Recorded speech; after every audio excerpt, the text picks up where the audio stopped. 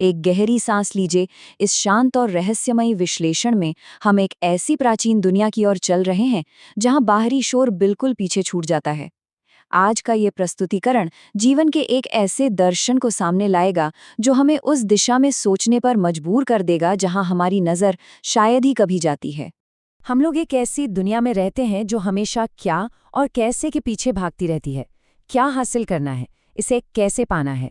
हमारी पूरी जिंदगी लगातार काम करने और सफलताओं के इर्द गिर्द घूमती है।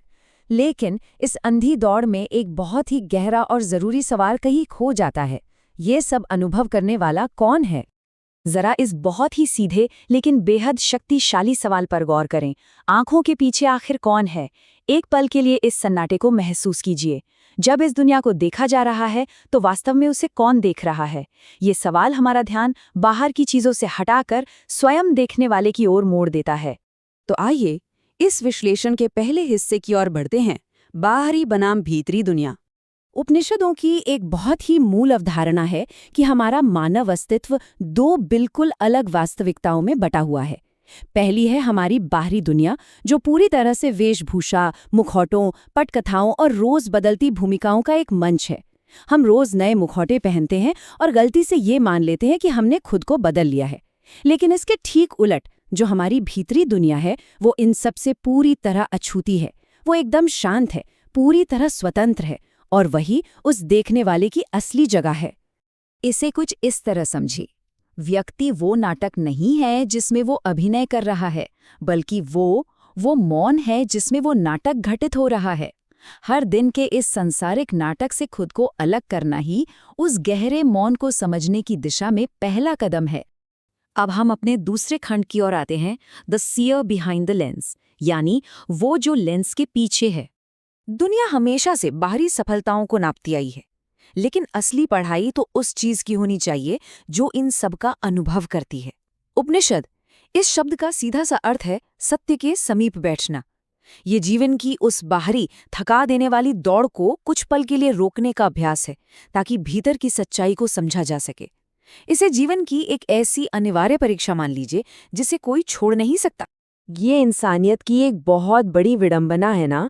हम हर तरह के विज्ञान और नई तकनीक में तो महारत हासिल कर लेते हैं, लेकिन अगर हम खुद को ही नहीं जानते तो हम अपने ही जीवन में एक अजनबी बनकर रह जाते हैं। जब तक स्वयं की असली पहचान ना हो, सारी बाहरी उपलब्धियां एकदम खोखली हैं। चलिए अब तीसरे हिस्से पर बात करते हैं, लेबल और उम्मीदों से परे जाना। हमारे भीतर के जागरण की शुरुआत तब होती है जब हम समाज के दिए गए बोझ को उतार फेंकते हैं। ये हमारे नाम, हमारी नौकरी, हमारी असफलताएं या समाज की हमसे जो भी अपेक्षाएं हैं, ये सब क्या हैं? ये केवल पहचान के भ्रम हैं। दुनिया हमें जो भी बाहरी लेबल देती है, उसके ठीक नीचे एक ऐसी आत्मा है जो पूरी तरह से शाश्वत है, स्वतंत्र है, और वो कभी किसी पद या असफलता की मोहताज नहीं होती। अब इस सवाल को बहुत ही गहराई से अपने मन में उतरने दे। क्या हम अपना जीवन वास्तव में अपने स्वयं के मूल्यों पर जी रहे हैं या सिर्फ दूसरों की अपेक्षाओं को पूरा करने में लगे हुए हैं? इस एक सवाल को पूरी ईमानदारी से पूछने की हिम्मत जुटाना किसी भी जीवन की दिशा को हमेशा के लिए बदल सकता है। हमारा चौथा खंड इसी से जुड़ा है, दर्द और अज्ञानता को नए नजरिए से समझना। हम इंसानों की सबसे बड़ी गलतफहमी यही है कि हमें लगता है दर्द ही सबसे बड़ी समस्या है। हमें लगता है कि अगर बाहर की चीजें बदल दी जाएं तो खुशियां मिल जाएंगी। हम अक्सर इसी झूठे विश्वास में जीते हैं। लेकिन सच तो ये है कि अज्ञानता ही सारी समस्याओं की असली जड़ है। जब तक भीतर की दुनिया को नहीं समझा जाएगा, बाहर किए गए बदलाव कभी भी काफी नहीं होंगे। और इसीलिए कहा जाता है कि जब इंसान को अपनी सच्ची पहचान का ज्ञान हो जाता है तो दुख उसे यातना नहीं देता, बल्कि एक शिक्षक बन जाता है। जैसे ही खुद के सच्चे स्वरूप का ज्ञान होता है, अज्ञानता का अंधेरा छट जाता है और फिर दर्द हमें डराने की बजाय जीवन के सबसे गहरे सबक सिखाने लगता है। यहीं से हम अपने अंतिम और 5वें खंड में प्रवेश करते हैं, मौन और परम सत्य।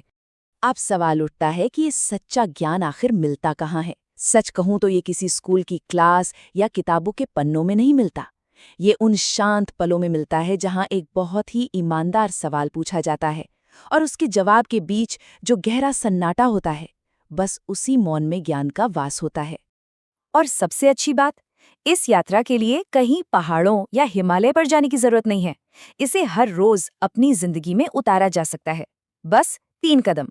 दुनिया के जागने से पहले उठें, केवल 5 मिनट का पूर्ण मौन खोजें और वहीं से अपनी भीतर की यात्रा शुरू करें।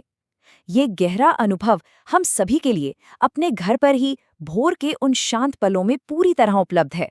इस पूरे दर्शन का अंत एक बहुत ही विस्मयकारी और गहरे निष्कर्ष पर होता है। तत्त्वम् असि।